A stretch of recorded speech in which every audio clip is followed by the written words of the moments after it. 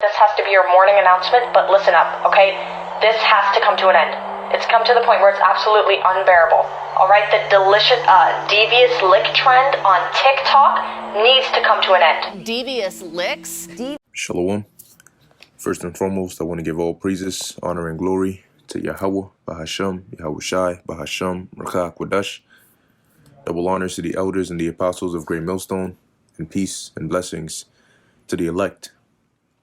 All right, and what you just saw there is what they call the devious lick trend. Okay, the devious lick trend. And pretty much it's like them, well, the video said it all, so you should have got it all from there. But I'm going to go into a couple of verses, and this all shows you why the Most High is going to do what he's going to do to this place and to these people, starting with Israel. Because if the Lord does not bring judgment upon Israel, if the Lord does not correct and chastise and ultimately do away with the wicked of our people to bring them back, his name is going to be continually polluted no matter how hard the elect fight to do what's right. One bad apple is going to ruin the whole basket, as they say. So what the Lord ultimately has to do is get rid of these undesirables of our nation, which he's going to do through the vast judgments that he's going to bring upon the planet Earth. Okay, now real quick, let's start off here in the book of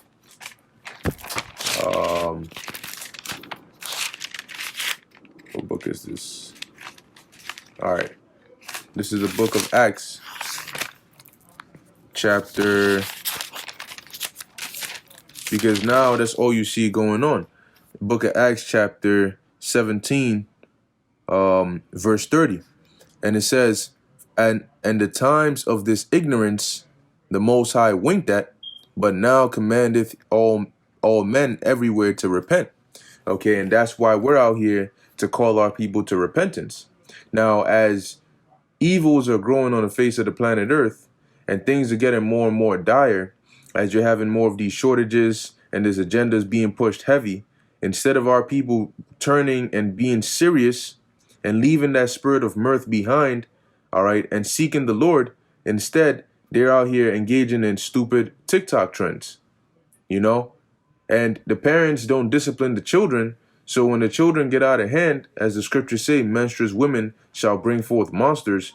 When these children get out of hand, then it becomes a problem that now they want to start contacting different, different officials and so on and so forth. Which, if you really pay attention, the system has been set up that way. Because if you try to discipline your child the way they should be disciplined, you get in trouble for that. And they promote to allow these children to do whatever the hell they want to do without proper discipline. And now the new thing is social media babies. That's what they are. All right, new age social media babies. And all they do is follow ridiculously stupid trends. But you know, you can't even blame or put all the blame on the youth, because you have grown individuals doing the same thing. When this whole milk crate challenge came out. So this is why the nation, the Lord needs to bring a purging of the nation to get rid of these things. Now they're stealing things, and you know, and it's not cool. Okay? No, being a thief is not cool. Vandalizing is not cool. Making a fool of yourself is not a cool thing. That shouldn't be a popular trend. That should be frowned upon. That should be shamed. But showing you the wickedness of this place, that is what they allow to go on. And ever since these stupid trends and dances have been coming out for years now, they've still been going on and on and on. Gangnam Style, Harlem Shake, Nay Nay, ridiculous things that doesn't make sense. Ice Bucket Challenge, okay? There was a challenge when they used to just pour water in the face of little babies to see how they get startled. You know, it's just so many stupid things. I think one was them that was setting each other on fire. Okay. Some of them were swimming in their bathtub. Just the most stupid things somebody just thinks about throws it out on a social media, and everybody just starts doing it because they just want to be followers. They want to follow. That's why on these sites they'll tell you to follow somebody. You know, at first it used to be to add them as a friend, but now it says follow. And then they set up these ridiculous social media influencers to set the trend for these sheeple to follow. And what do you actually gain from that? Okay. Verse 31, Acts 17 and 31, because he hath appointed a day in the which he will judge the world in righteousness. Okay. So the day of judgment is coming in what? In righteousness. And all this folly and ridiculous madness, there's no room for that. So for those that inherit folly, guess what? You're going to be done away with. It says, how do you expect an individual like this to judge, to be judges of the earth? It says that by that, Slaki, I'm going to read it again. Because he hath appointed a day in the which he will judge the world in righteousness by that man whom he hath ordained, whereof, which is Yahushai, whereof he hath given assurance unto all men, in that he hath raised him from the dead. Once again, Yahushai. So now let's go to the book of Ecclesiastes chapter 6 or chapter 10 verse 6. And it says folly is set in great dignity. Okay, folly is set in great dignity. And when you look up the definition for the word dignity, it says here, the state or quality of being worthy of honor or respect, nobility. So it's had in high esteem, because this kingdom does not promote righteousness. They don't promote discipline. So folly, which is foolery, vanity, is set in great dignity. That's why you have these trends. See, there's not a trend about getting your life together, or a trend about studying, or a trend about repenting from your wickedness and seeking the ways of the Lord. Those you're not going to see a trend of, right? But when it comes to stealing and vandalizing, and they had this ridiculous list talking about slap a teacher or something, a staff member, jab a woman in the breast, do all this stupid shit. Now, you go do that and somebody knocks your head off clean, then you go and cry about, oh my gosh, what happened? That's really the first question parents should really ask is what happened, but find out what did your child do? What role did your child do in that situation? Because there's certain stories that you hear and it just doesn't make sense. They come to you, oh my God, such and such punched me in the face. So you were just there and they just came up to you, no cause, no reason, and they just punched you in the face. If that's exactly how it went, then you have a case. But people don't just, why would some stranger just come up to you and punch you in the face? And then you get to the bottom of the story and find out, oh, that such and such was following a stupid trend, and they went and touched another man's woman in the breast, and they got punched in the face. And if the parent is a good parent, then they're going to add on to that, and they're going to whoop your ass on top of that. So next time, not to do that. Okay? But as it says here, folly is set in great dignity, and the rich sit in low place. And the true rich are the nation of Israel, but starting with the elect. And we've been put in a low place because nobody really is about the word of the Lord, the true riches, pursuant to Romans 11 and 33. Okay? They're about folly. And you know what? They're reaping of the flesh, and they're sowing of the flesh, and they're gonna reap corruption. This is Proverbs chapter 15, verse 21. Folly is joy to him that is destitute of wisdom. So the reason you don't see us partaking and indulging and doing these things is because the Lord has blessed us with the wisdom to see that that's all folly. But you see these people laughing and giggling, and everybody's jumping on that bandwagon because they're destitute of wisdom. So that folly is joy to them. They see the video, then they want to do a video on it. When we see a video dealing with, maybe somebody does a video that's edifying and we do an add-on, or we see an article and we go into that, for them, they see some stupid trend and it's funny and they want to redo it. And they go and record their version of it. And then somebody else sees it, and then that's joy to them. But that's because they're destitute of wisdom. Okay, they can't make proper sound decisions. It says, but a man of understanding walketh uprightly. Because if you have understanding, you're going to know, well, what is the most important thing for me to be doing right now? How should I be investing my time? Knowing the things that are coming upon the face of the earth, is it really wise to be engaging in devious lick challenges? And I can't wait to see the various judgments that come forth from this ridiculous challenge. This is our Proverbs 14 and 18. The simple inherit folly. Okay, and an inheritance is like something that is passed down onto you. Now, all right, the Lord took us out of this world so that we wouldn't inherit that folly. Okay, but you have certain people that they're either their parents or their environment around them promotes that, and if the Lord doesn't have mercy on them, they're gonna inherit that and be a part of it and grow up in it, and then they're gonna pass it on down.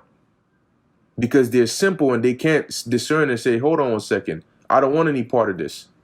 I want something more than this. It says, but the prudent are crowned with knowledge. So those that actually look into it and say, well, what's the purpose of that? Yo, bro, let's go do the milk crate challenge. Why? What? For what? What am I going to get from that? You're prudent. What are you going to gain from that? What is the outcome? What is going to be the end of it? Somebody's going to fall off and get hurt and end up in the hospital and have to pay money that they don't have, injure themselves, possibly in a way where they can't be repaired or be the same. You know, for what? And even if you do cross from one end to another, what do you get for that? What? You know, vanity. Okay, but that's why it says the prudent are crowned with knowledge. So you say, you know what? No, I'm not going to do that because what? I know better. Okay, I'm not going to gain anything from that. But you know what? If I do this video, or if I watch this video, or if I sit down and read or learn something or do something more productive in my life, I can progress and I can possibly be in a much better state than I was before. Not in a hospital with a broken back, you know, because that's not cool. That's disgraceful. That's dishonorable. And as the chosen people of the Lord, the way that our people represent themselves and ultimately disgrace the name of the Lord is completely unacceptable. And you know what's going to happen to them? The Most High is going to destroy them so that his name can be cleaned. And the world can know that, you know what? The Lord is not with this shit. All right? Yeah, you may be his people, but you're not going to sit here and pollute his name like that because he is not with the shit. All right? And he's coming to bring all that smoke, as they like to say. Okay, give me 1 second while I get this precept. This is the book of Lamentations, chapter 2, verse 15. It says, all that pass by clap their hands at thee. They hiss and wag their head at the daughter of Jerusalem, which is basically looking narrowly upon you, looking at you with disgrace, you know.